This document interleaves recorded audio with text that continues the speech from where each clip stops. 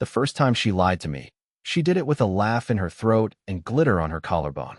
It was a Wednesday. I remember because the trash hadn't been taken out, and she blamed the raccoons, again. Except this time, she was wearing heels. Who puts on heels to take out trash? Where were you? I asked. No anger. Just tired curiosity. She smiled, kissed my cheek like I was a child she was humoring, and said, nowhere that matters. She was wrong. It mattered. Everything matters, eventually. And here's where I should probably explain something. I'm not a dramatic man. I don't slam doors. I don't throw plates. I once got yelled at in a Walmart parking lot and apologized to the guy yelling at me. My name's Malcolm, and I'm not built for chaos. But I married it anyway. She kept flirting like it was her cardio. With baristas. With handymen. Once, with a priest, at a funeral. I swear, if there was a man within 6 feet, she'd turn her voice into velvet and tilt her head just slightly to the left, like she'd been studying seduction tutorials in her sleep. I watched it all, in silence, like a guy on the last season of a show he hates but can't stop watching because he's already invested 10 episodes. Then one night, after yet another dinner where she spent the entire meal texting someone named D, she exploded. You're like a ghost, she snapped. You don't care anymore. I shrugged, not because I didn't feel anything, but because I'd already felt everything. There was nothing left. You never get jealous, she said, standing in the hallway like a villain in a low-budget play. Not even when I flirt. And that's when I said it. Softly, calmly.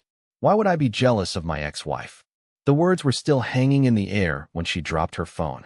I heard it clatter to the floor, screen first. We hadn't divorced yet. I hadn't filed anything. But that night, emotionally, spiritually, cosmically, she was already my ex-wife. She just didn't know it yet. But she would. Because what she did next was worse than cheating. It was strategic. And it was personal. That night, after I called her my ex-wife to her face, even though, technically, she was still legally my wife, she didn't scream. She didn't cry. She didn't even ask what I meant. She just stared at me like she was watching a stranger stand where I used to be. She slept on the couch. Or pretended to. I know because she never took off her makeup, and she always did, even drunk.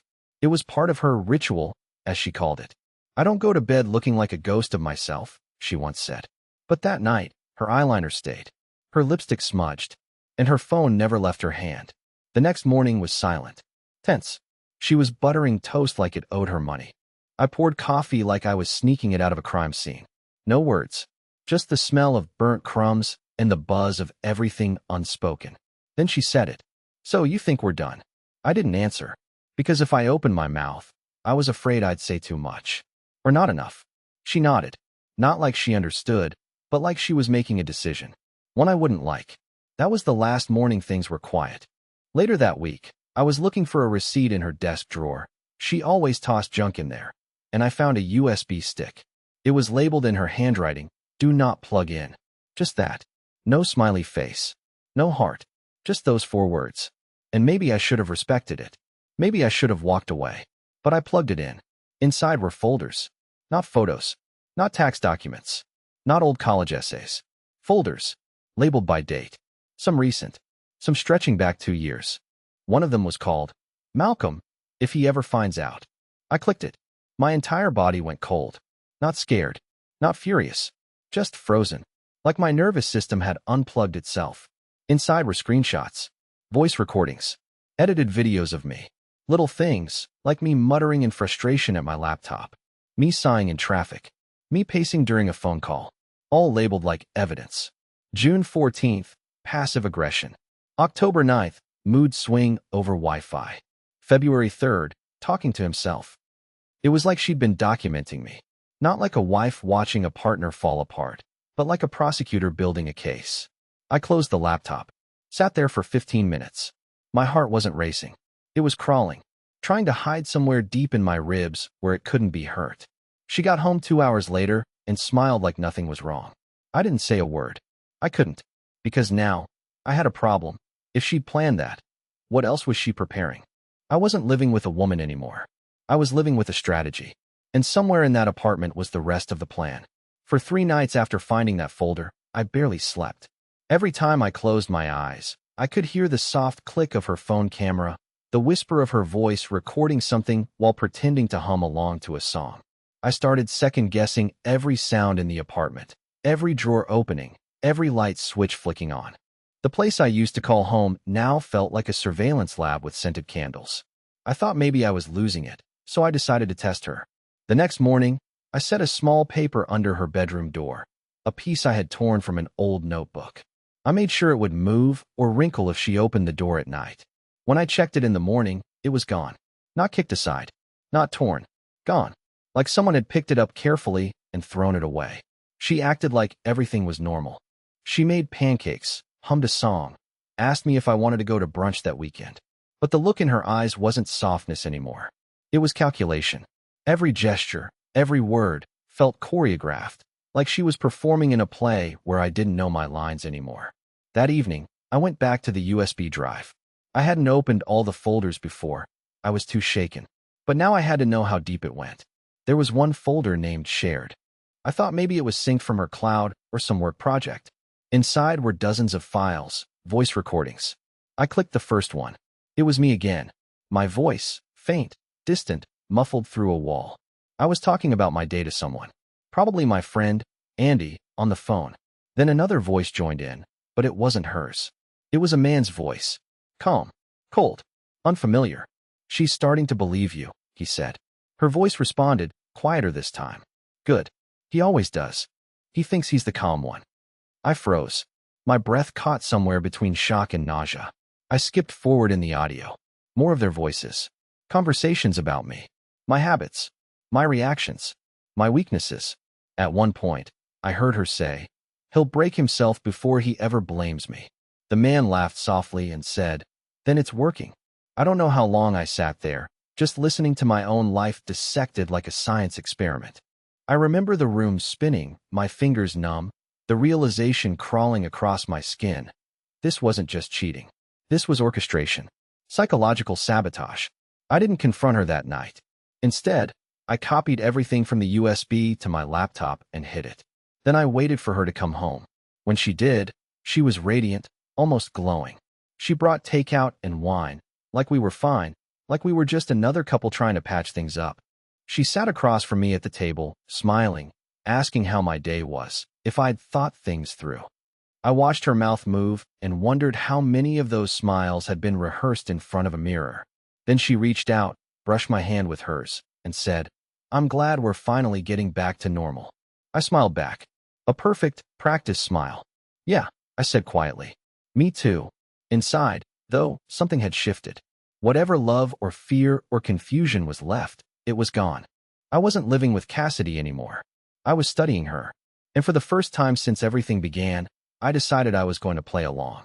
The hardest part about pretending nothing's wrong is realizing how good she's always been at it.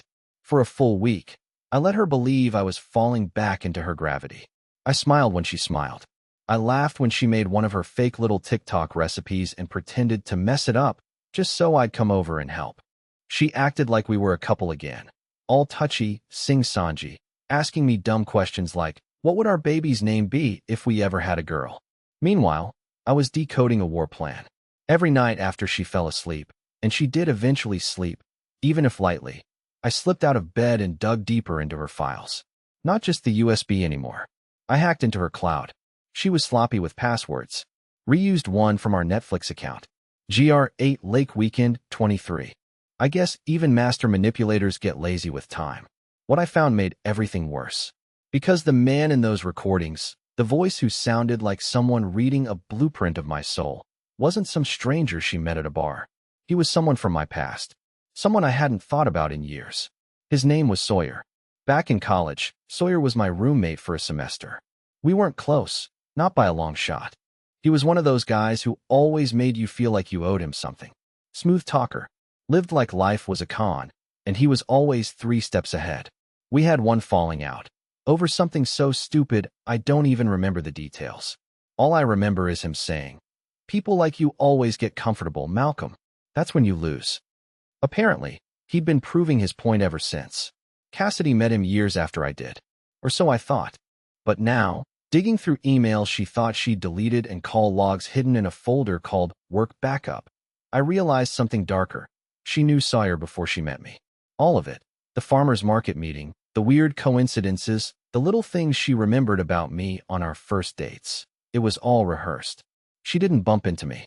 She targeted me. There were emails between them dating back to before we met. Plans, notes, strategies. And then, suddenly, a gap. 2 years of no messages. But something about their tone before the break felt off, even then. Like she'd started falling for me, for real, and he didn't like that. Then the messages resumed, cold, professional. As if they'd put the feelings away and returned to the mission. But what was the mission? And more importantly, why me? I started recording everything. Backing up every file.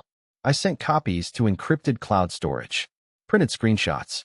Hid flash drives in the lining of old winter coats. I didn't know what exactly I was preparing for, but I had the distinct feeling that Cassidy was the kind of person who smiled at you right before pushing you into traffic. The next clue came in the form of a package. No return address. Just a plain padded envelope left at our front door on a Tuesday afternoon. Inside was a burner phone. No charger. No manual. Just one contact saved in it. No name. Just the letter S. The phone vibrated the second I turned it on. A message popped up. You're not supposed to know this much yet. That night, Cassidy came home wearing a dress I hadn't seen in over a year. The same one she wore to our anniversary dinner in Lake Tahoe. She kissed me on the forehead and said, I've been thinking about our vows lately. Maybe we should renew them. I wanted to ask, renew what? The con? The surveillance agreement? The psychological demolition contract? But instead, I smiled and said, I'd like that. Because now I wasn't just trying to survive this marriage. I was trying to beat the people who designed it. 3 days passed after the burner phone showed up, and I didn't get another message. Not a call. Not even a ping. Just that one line. You're not supposed to know this much yet. It haunted me. Not because it was threatening, but because it was honest. That message didn't sound like someone panicking. It sounded like someone recalculating. And Cassidy started acting like she'd been reprogrammed. Gone were the subtle mind games and cryptic half-smiles. She suddenly became domestic, warm, predictable, like a 1950s housewife if she had Spotify and a fake laugh. She cleaned, cooked, even suggested we take a weekend trip and reset. But it didn't feel like peace. It felt like the quiet right before a landslide. So, I used the time. While she was at her spin class, which I was now certain wasn't real, I went back into her digital footprint. I stopped focusing on the content of her files and started looking at the structure. Metadata, IP logs, upload timestamps, hidden aliases. That's when I saw it. A recurring folder she kept duplicating under different names, always encrypted, always uploaded to the same private server overseas. I finally cracked one version. Inside, I found contracts. Actual contracts. Digital agreements between Cassidy and an LLC registered in Nevada under the name Warden Strategies Incorporated. I ran the address through 3 databases. It didn't belong to a marketing firm or a consulting group. It belonged to a private intelligence contractor. The kind companies hire to monitor threats, conduct social engineering, or, and this part made my throat close, simulate internal vulnerability operations. That's when the room started spinning again. Cassidy wasn't just manipulative. She was trained. This was a paid operation. Coordinated. Professional. Cold. And for what? What made me worth this kind of psychological demolition? Then I saw a name in the contract that made everything snap into place. My brother. The contractor listed objective. Indirect asset proximity monitoring, Daryl Quinn. My older brother. Estranged. Former cybersecurity officer. Went dark after a whistleblowing scandal 3 years ago. Rumor was, he exposed something he shouldn't have. Lost everything. Vanished. I hadn't heard from him in over 2 years. And suddenly I realized, this was never about me. I wasn't the objective. I was the proximity. The link. The easiest person to watch, manipulate, control, and eventually pressure. Because if you can't find the whistleblower, you find the one person he might still care about. I felt sick. I wanted to scream. I wanted to confront Cassidy, shake her until the mask fell off, demand she tell me what was real, what was fake, if any of it had ever been love. But I didn't. I couldn't. Because now, I understood the real danger. This wasn't about marriage. Or even betrayal. This was about leverage. And if she knew I knew, I might lose more than just my sanity. I might lose my brother. Forever.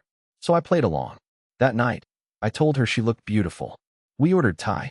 I asked about the trip she wanted to take, and she lit up like a child offered ice cream. But I watched her eyes. They never smiled. Not really. They just measured. That night, while she was in the shower, I pulled out the burner phone again. Still no new messages. I held it for a long time, fingers trembling. Then finally, I typed one word and sent it. Why? Seconds later, it vibrated. The reply was instant. No hesitation. Because you were the only person he ever said he trusted. The moment I read that message, because you were the only person he ever said he trusted, the entire timeline of my life started to collapse in on itself. I wasn't remembering things the same way anymore. Every moment with Cassidy had a second version now. The version I saw, and the version she intended me to see. Her smile at our wedding? Framed for photos. That night we slow danced in the kitchen after a power outage? Probably noted in her weekly reports under emotional bonding progress. For the next 48 hours, I moved through our apartment like a ghost. I stopped looking for clues in the traditional sense. I started looking at the environment, the layout of drawers, what she packed in her purse, what she suddenly wasn't doing anymore. Her toothbrush was dry every morning, which meant she'd stopped using our bathroom. She'd always used a blue planner, religiously, but now it was gone. Her outfits were changing too. No more careless crop tops and oversized sweatshirts. She was dressing like someone preparing to walk into a meeting that mattered. That's when I realized she was preparing to disappear. Not run. Disappear, the professional kind of vanish. Erased traces, ghosted trails, devices wiped, every step calculated. She wasn't escaping. She was closing a file. And I was the loose end. I needed help. I needed someone outside the frame. So I called a name I'd buried for years, Jeremy. Jeremy worked in signals intelligence for a contractor overseas, but we went to high school together. He owed me a favor. A big one. I saved his sister's life when she OD'd in my dorm bathroom. Never cashed it in. Until now. He didn't ask many questions. When I told him about Cassidy, the contracts, the files, and the burner message, his voice dropped 2 octaves. You need to leave that apartment, Malcolm. Tonight. But I couldn't. Not yet. Not without knowing what her endgame was. So I asked him to trace the IPs behind the server Cassidy had been uploading to. He said he'd call back in a few hours. While I waited, I played the role.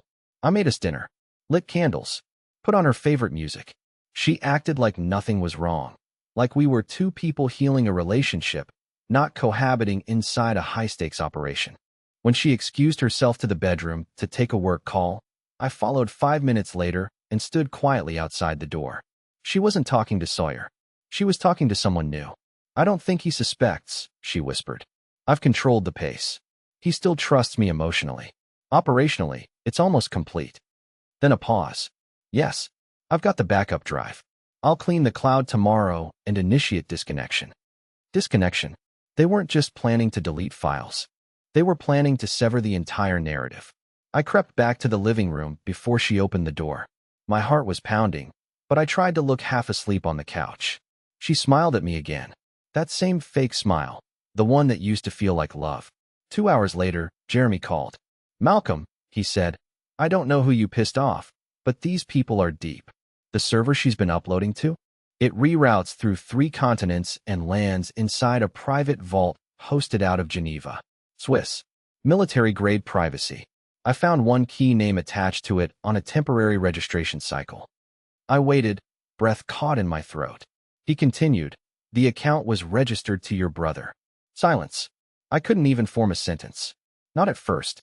Then I managed, why would he be receiving the uploads? Jeremy didn't answer immediately. Then, because he's not just in hiding, Malcolm. He's running counter-ops. And I think Cassidy's job was to flush him out by using you as the bait and the courier. I hung up and sat there for what felt like hours. That's when the true horror set in. I hadn't just been a victim of surveillance. I'd been used to deliver information back to the person everyone thought she was hunting.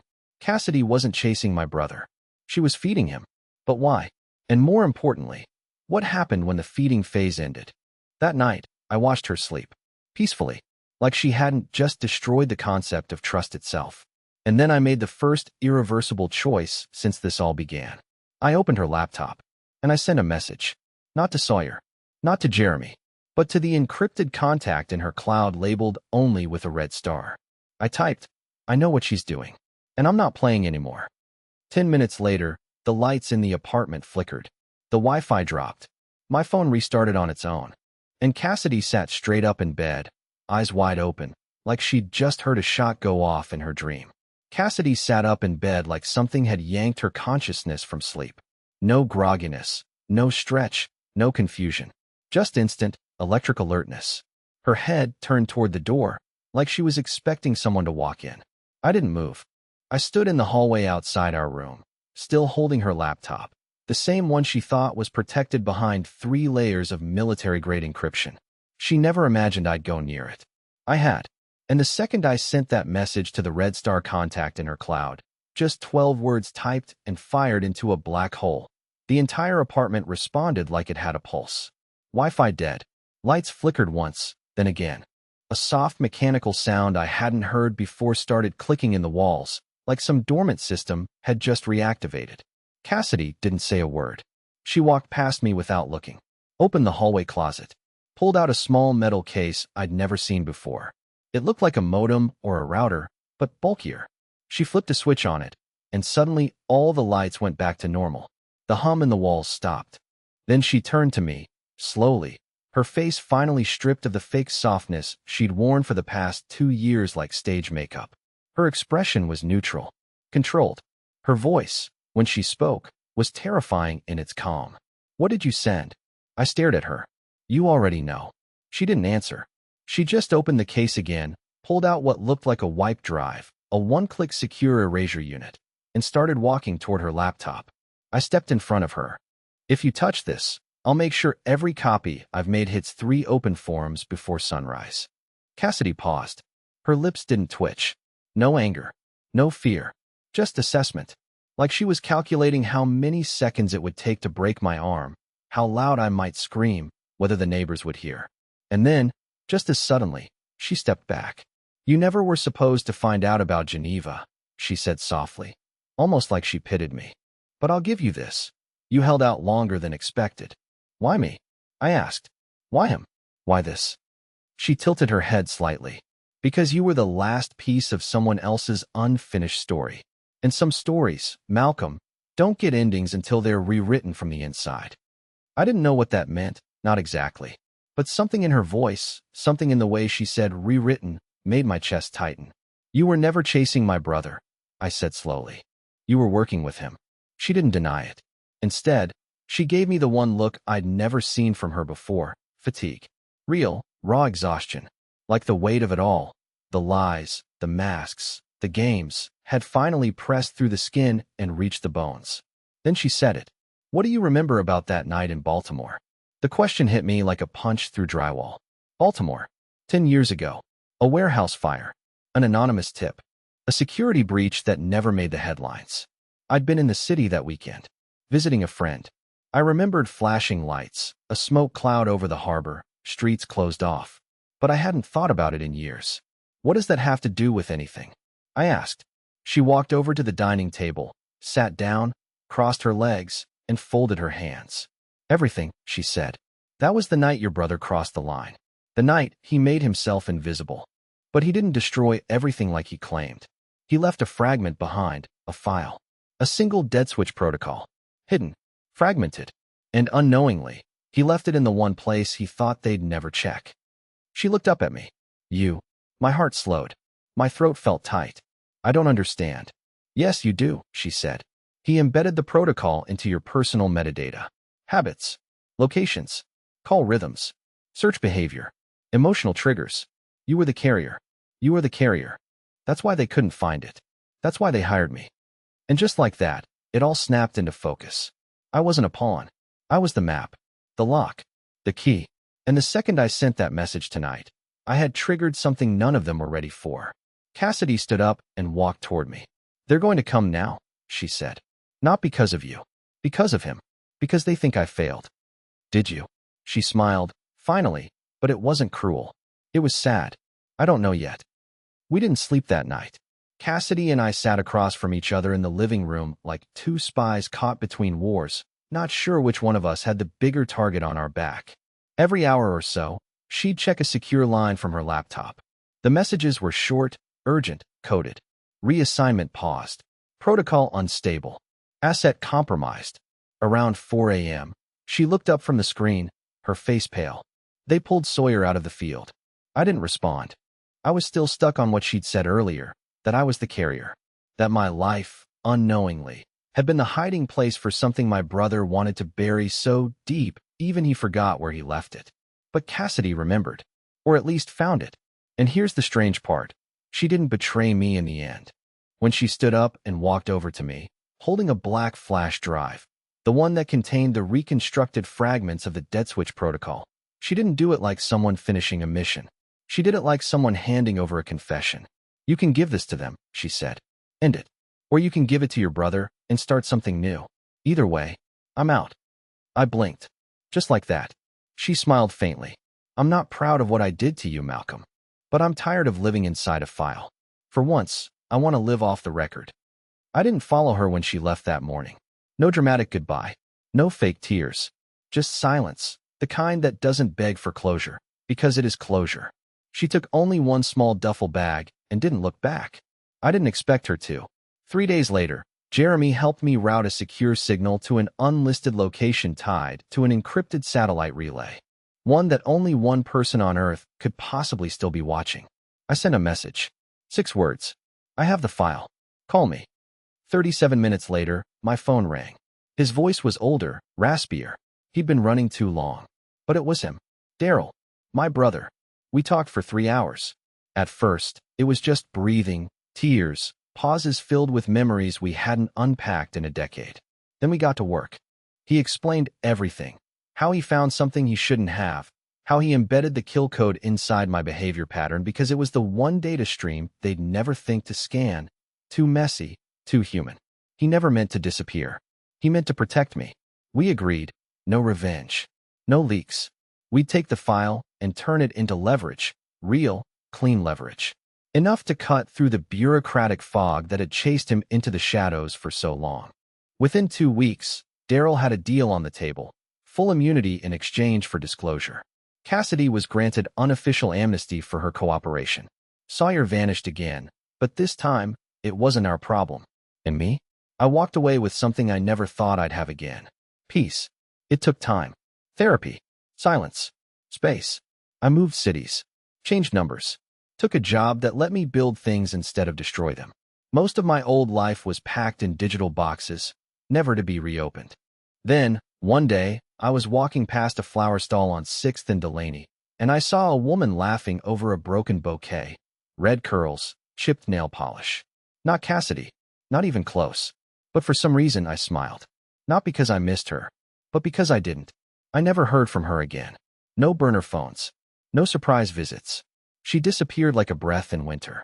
And honestly, I think she wanted me to live. In her own twisted, programmed way. Maybe that was her redemption. This story doesn't end with fireworks or handcuffs or revenge. It ends with a quiet morning, a real laugh, hot coffee, and sunlight through the blinds. Because I survived what was never meant to be survivable. And sometimes, that is the win.